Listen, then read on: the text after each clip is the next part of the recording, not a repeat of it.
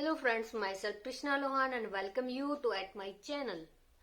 दोस्तों, आज हम आपके लिए लेके आए हिंदी सब्जेक्ट से रिलेटेड जो आपका टॉपिक है और बहुत ही इम्पोर्टेंट भी है। इससे मैक्सिमम 3 या 4 क्वेश्चन बार बार रिपीट होते हैं, तो आप इसको समझने के लिए मेरे साथ बने रहिए। आज हम करने जा रहे हैं आदिकाल की परिस्थितियां। अब परिस्थितियों से मतलब क्या है कि उस समय की परिस्थितियां बतानी है कि किस फील्ड से रिलेटेड कौन सी परिस्थितियां कैसी रही हैं आम जनता के लिए। तो दोस्तों, इसमें फर्स्ट है राजनीतिक जो परिस्थितियां, फिर इसमें है सामाजिक परिस्थितियां। सामाजिक परिस्थितियों के बाद आती है इसमें बारी साहित्यिक परिस्थितियां, साहित्य के बाद आती है इसमें धार्मिक परिस्थितियां। दोस्तों, जो मैं आपको कराने जा रही हूँ ये 4 परिस्थितियां आपके चारों के चारों मोस्ट इम्पोर्टेंट है और ये एग्जाम में आएंगी ही आएंगी। आप देख लेना, 3-4 क्वेश्चन जो मैं आपको करवा रही हूँ उनमें से 2 क्वेश्चन तो आपके पक्का ही आने हैं, तो आप इनको अच्छे से तैयार कीजिएगा। चारों परिस्थितियों को मैं वेरी डिटेल आपको कराऊंगी और एक एक पॉइंट भी समझाऊंगी। आपको लिखने का तरीका, लिखने के साथ साथ राइटिंग और राइटिंग के साथ साथ आपके मार्क्स लेंथ किसके अकॉर्डिंग चलेंगे वो भी मैं आपको बताऊंगी, तो बने रहिए। Be right back. तो दोस्तों, हम बात करते हैं आदिकाल की परिस्थितियों के वर्णन से शुरू करते हैं। थोड़ा सा हम इसकी भूमिका बांधेंगे क्योंकि किसी भी 16 नंबर के क्वेश्चन से रिलेटेड आपको भूमिका और साथ लास्ट में कंक्लूजन देना बहुत ही इम्पोर्टेंट है, क्योंकि इसके बिना आपके क्वेश्चन को इम्प्रेशन नहीं मिलेगा और पूर्ति भी नहीं होगी। तो दोस्तों, भूमिका और कंक्लूजन यानी निष्कर्ष आप हर एक क्वेश्चन का, 16 नंबर के क्वेश्चन का आप लिखें और अपने क्वेश्चन के इम्प्रेशन, आंसर के इम्प्रेशन को अच्छे से बनाएं। तो चलिए हम शुरुआत करते हैं आदिकाल की परिस्थितियों के वर्णन से। तो यहाँ थोड़ी सी मैं भूमिका इसकी बांध रखी है, आप यहाँ से देखिए। साहित्य ही समाज का दर्पण होता है। ये बहुत ही इंपॉर्टेंट सेंटेंस है। स्टार्टिंग में आप अच्छी सेंटेंसेस का यूज किए, चुनिंदा सेंटेंसेस लिखेंगे तो आपका बहुत कुछ फायदा होगा। साहित्य समाज को और समाज साहित्य को प्रभावित करता है, क्योंकि जिस तरह का समाज होगा उसी तरह का साहित्य होगा। यदि समाज की किसी भी परिस्थिति में परिवर्तन होता है तो उसके साहित्य में भी परिवर्तन देखा जा सकता है। यानी जितना भी मॉडर्नाइजेशन आया उसके हिसाब से जो हमारा साहित्य है, देखिए पहले यह संस्कृत में लिखा जाता था, फिर उसके बाद हिंदी में लिखा गया है, फिर उर्दू, फारसी, हर तरह की जो लैंग्वेजेस भी आई हैं, जैसे जैसे पश्चिमी यूरोप से यहाँ पर यात्री आए हैं। फिर बात आती है अंग्रेजों की आती है, तो वहां से अंग्रेजों के हिसाब से यहाँ इंग्लिश लिटरेचर भी शुरू हुआ है। तो आप देखते रहिए यहाँ पे। अतः किसी भी युग के साहित्य को भली प्रकार समझने के लिए तत्कालीन परिस्थितियों को विभिन्न वर्गों में बांटा जा सकता है। आप ये भी जानते हैं कि अगर साहित्य को हमें समझना है तो उस काल से रिलेटेड जो साहित्यिक परिस्थितियां रही हैं उनको हमें समझना बहुत ही जरूरी है। जैसे कि पहली परिस्थिति क्या है, राजनीतिक परिस्थितियां। अब राजनीतिक परिस्थितियां जो है किसके अकॉर्डिंग, मैंने आपको पहले भी बताया था कि श्री रामचंद्र जी जो थे उनके हिसाब से 4 कालों में बांटा गया है। किसको बांटा गया? आदिकाल को। आदिकाल के 4 भाग किए थे उन्होंने, जो कि आज तक भी मान्य है उनके हिसाब से। ठीक है, तो अब इनके अकॉर्डिंग ही बात की गई कि रामचंद्र शुक्ल ने 1050 और 1375 यहाँ तक का काल बताया है। किसका? आदिकाल का। ठीक है, उनके अनुसार यह युग अव्यवस्था, यानी कि यहाँ पे कोई व्यवस्था नहीं थी, अराजकता थी, जनता में रोष था, ग्रह कलह था, यानी कि आपस में राजा लड़ते रहते थे, और प्राज्य का युग था, यानी कि आपस में लड़ मर कर उन्होंने प्राज्य को स्थापित कर लिया था। देश के जितने भी देशी रियासतें थी वहां के राजा आपस में लड़ते रहते थे, जातियों के तौर पर लड़ते रहते थे, राज्य के तौर पर लड़ते रहते थे। फिर अब इनकी तो अब यहाँ जो है लड़ाई खत्म नहीं हुई, फिर कौन आ गया? एक और विदेशी आक्रमण और दूसरी ओर जो था परस्पर शत्रुता के शिकार राजा, यानी कि बाहरी आतंक जो था वो भी फैला हुआ था, वहां से भी आक्रमण चल रहे थे, और बीच में ये जो हमारे यहाँ रहने वाले थे ये तो ऑलमोस्ट लड़ ही रहे थे। राजा हर्षवर्धन की मृत्यु के बाद अब हम स्टार्टिंग करते हैं पहला, जो कि मान्यता जिसकी दी गई है साहित्य में। हर्षवर्धन की मृत्यु के बाद पूरा भारत जाटों और राजपूतों की शत्रुता में खंड खंड हुआ, यानी कि यहाँ पे जाट और राजपूत थे, आपस में लड़ते रहे। इनकी वजह से पूरा भारत जो है डिवाइड हो गया था। यानी 9वीं शताब्दी में शक्तिशाली राजा इनके कारण भारत पर आक्रमण नहीं हुए। अब आती है इसके बाद 9वीं शताब्दी में कुछ राजा ऐसे भी हुए जिसकी वजह से जो है विदेशी आक्रमण जो है कम हो गए।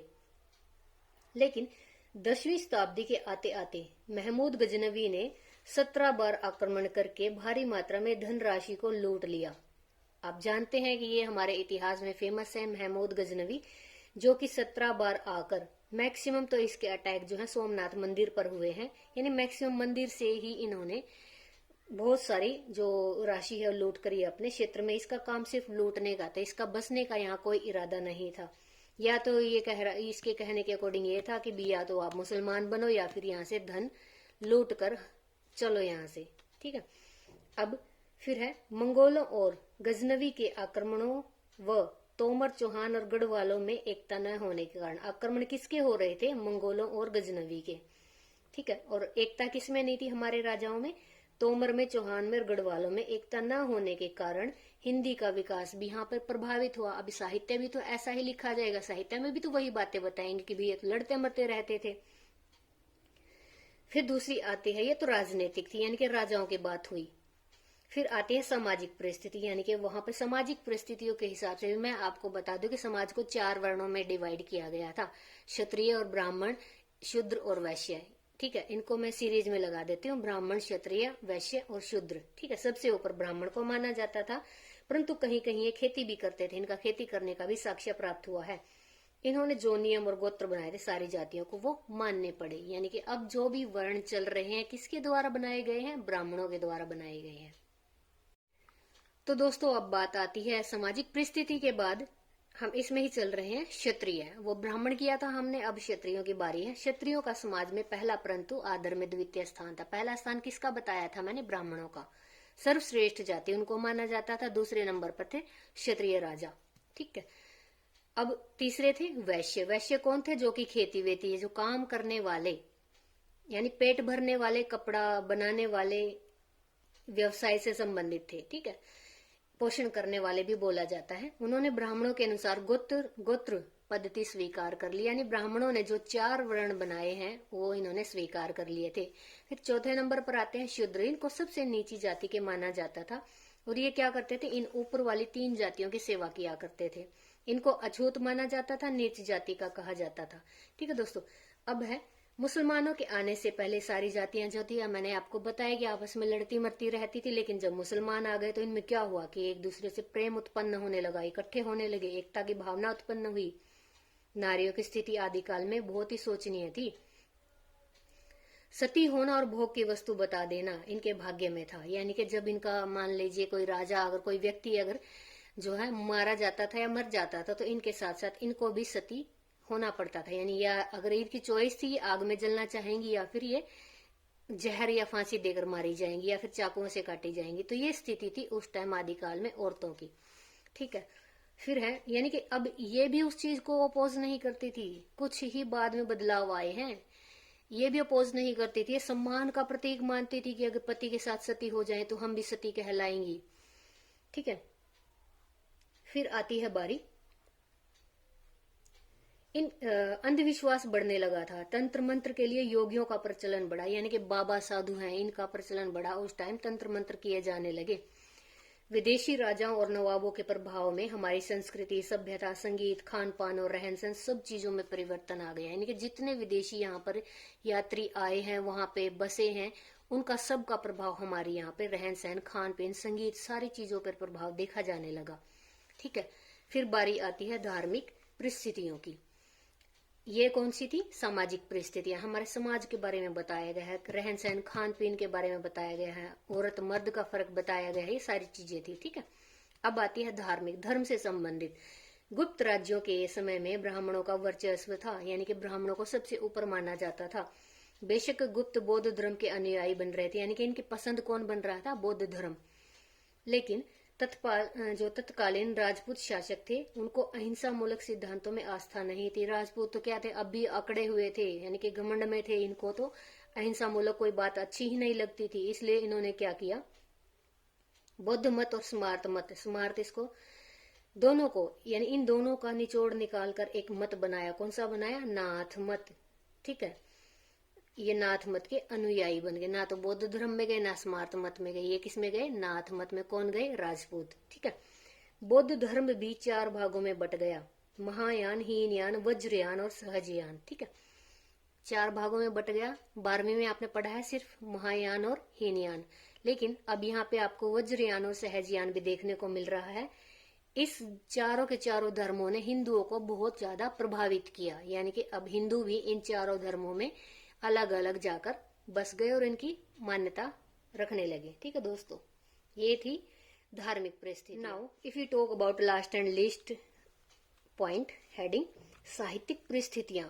अब धार्मिक कर ली हमने, राजनीतिक कर ली। यानी राजनीतिक क्या थी, राजा महाराजा थे, लड़ते मरते रहते थे, बाहरी आक्रमण होते रहते थे। सामाजिक परिस्थितियां क्या थी कि समाज में 4 वर्णों में बांटा गया था। स्त्रियों की शिक्षा के बारे में या फिर उनकी सती प्रथा के बारे में बताया गया था। फिर जो था धार्मिक था, धार्मिक में क्या था कि जो बौद्ध धर्म का था प्रभाव देखा गया था। बौद्ध धर्म के 4 पार्ट कर दिए गए थे, हिंदू डिवाइड हो गए थे। अब बात आती है साहित्यिक परिस्थितियां, जो कि हमारा लास्ट पॉइंट है। ठीक है, साहित्यिक परिस्थितियां क्या, साहित्य होता क्या है, वैसे भी गद्य और पद दोनों ही इसमें होते हैं। यानी कि किसी भी समाज से रिलेटेड उसमें गद्य रचना देखी जानी।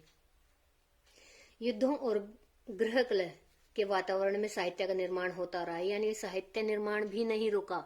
अब चाहे वहां का वातावरण कैसा भी रहा हो, राजनीतिक, धार्मिक, सामाजिक परिस्थितियां किसी भी तरह की रही हैं, लेकिन वहां पे फिर भी साहित्य का निर्माण होता रहा।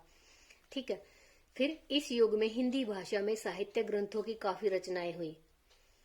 इस युग में हिंदी भाषा में साहित्य ग्रंथों की काफी रचनाएं हुई हैं। भले ही मुसलमानों के शासनकाल में अरबी फारसी राजभाषा बन चुकी थी। अब मुसलमान आ गए थे तो ऑब्वियसली बात है कि इसमें अरबी और फारसी भाषा को ज्यादा महत्व देंगे, लेकिन फिर भी हिंदी भाषा में काफी साहित्यिक ग्रंथों की रचना हुई। देसी भाषा को मान्यता दी गई। अब जैसे कि आप जानते हैं कबीर, सूरदास, ये जो हमारे कवि थे, फेमस कवि थे, ये क्या थे, ये एक राजभाषा का इस्तेमाल न करके देसी भाषा यानी खड़ी बोली है या ब्रज भाषा है, अवधी भाषा है, इसका प्रयोग करके इन्होंने अपने गद्य पद्य की रचनाएं की थी। ठीक है, संपूर्ण रचनाएं राजाओं को संतुष्ट करने के लिए लिखी जाती थी। अब आप जैसा कि भी जानते हैं कि जो भी दरबारी हैं राजा के राज में, वो उनकी प्रशंसा में स्तुति किया करते थे, उनकी प्रशंसा में कविताएं गाया करते थे, गाने गाया करते थे, संगीत वंगीत जो भी है उनको खुश करने के लिए किया जाता था, जिसको नाम दिया जाता स्वामिन सुखाए, यानी कि राजा की सुख के लिए।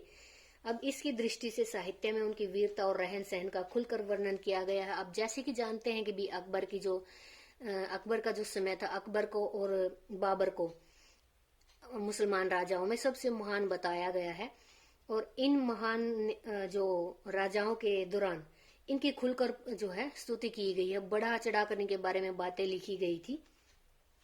ठीक है, सत्य तो केवल यही है कि आज वही रचनाएं बची हुई हैं जो जनसाधारण में लोकप्रिय थी। अब ऐसी रचनाएं कौन सी बची हुई हैं जो जनसाधारण में लोकप्रिय थी, यानी कि कोई ऐतिहासिक ऐसा सबूत नहीं है। सबूत सिर्फ क्या है, जो जनस्तुति यानी कि लोगों द्वारा जो बातें पीढ़ी दर पीढ़ी आती गई हैं, और वो भी कौन सी होंगी, जो कि वर्बली की जाती थी, जैसे कि कबीर, सूरदास थे। ठीक है, अब पृथ्वीराज रासो, आलाखंड और संदेश शासक, ये जो रचनाएं हैं ये आज भी बची हुई हैं। क्यों बची हुई हैं, क्योंकि ये क्या थी, जनसाधारण में लोकप्रिय थी, उनके द्वारा इनकी स्तुति की जाती थी, बार बार इनको बताया जाता था, इनसे प्रेरणा ली जाती थी। ठीक है, इसलिए बची हुई है। तो दोस्तों ये थे आपके आदिकाल साहित्य से संबंधित भाग और परिस्थितियां बोल सकते हो। आपको ये क्वेश्चन भी बहुत ही ज्यादा इंपॉर्टेंट है, आप इसको अच्छे से याद कीजिएगा। और लिखने का तरीका आप देख ही रहे हैं, मैं इसको बार बार नहीं बताऊंगी, आप यहाँ से सीखिए और लर्न कीजिए।